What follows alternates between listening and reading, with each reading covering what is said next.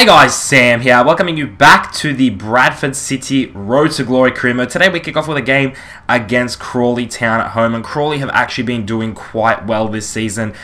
You know, even if you're a mid-table side in the League One, you're pretty much near that promotion spot because it's so tight between that top six and the rest of the league. I mean, this league is really entertaining. If you haven't played in the League One or the Championship, I recommend you do so because it's actually really tight. And it's like that in real life as well. You know, it's very close. It comes down to the last couple of days, the last couple of weeks, to see who gets promoted. But we have cemented our automatic promotion to the Championship, which is absolutely insane. I can't wait to get into the Championship and mix it up with a couple of the teams.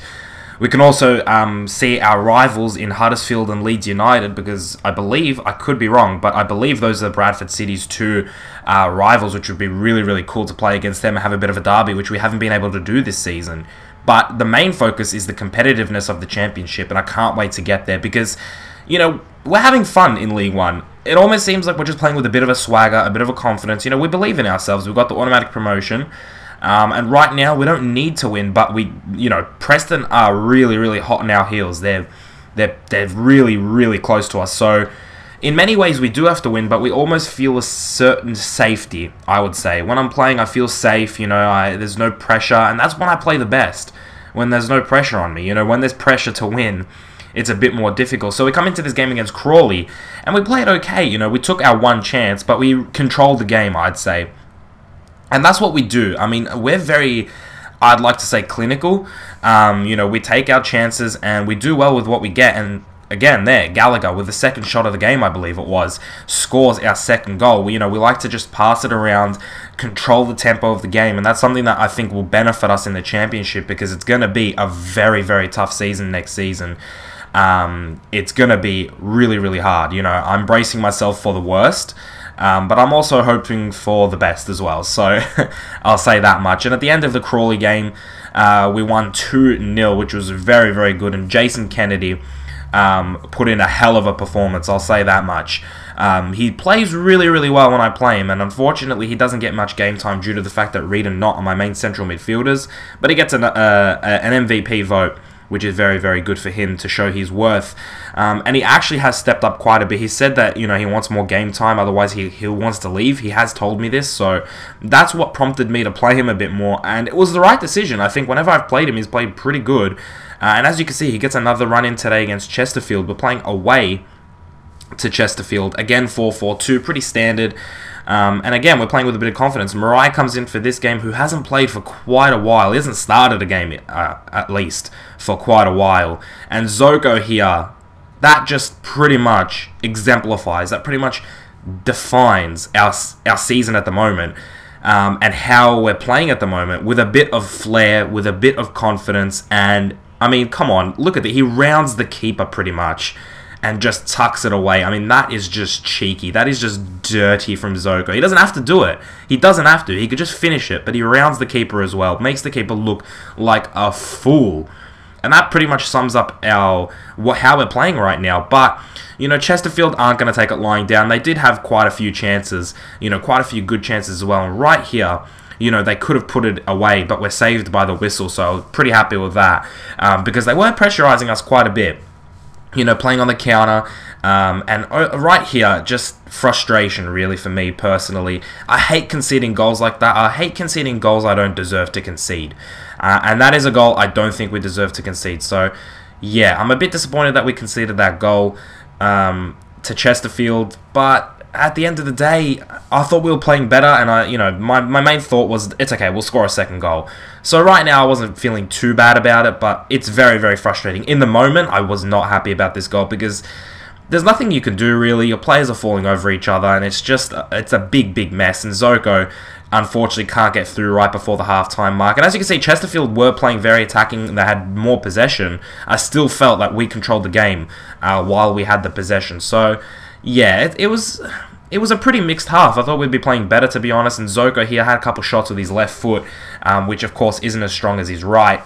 But, yeah, we played a bit more attacking in the second half, I felt. And I don't know why I did that, to be honest. I felt like we needed to win because Preston are really killing it. I mean, Preston hasn't dropped a point in so long. And This is where the pressure started to get to me, 80th minute. And I said before how I like playing when there's no pressure.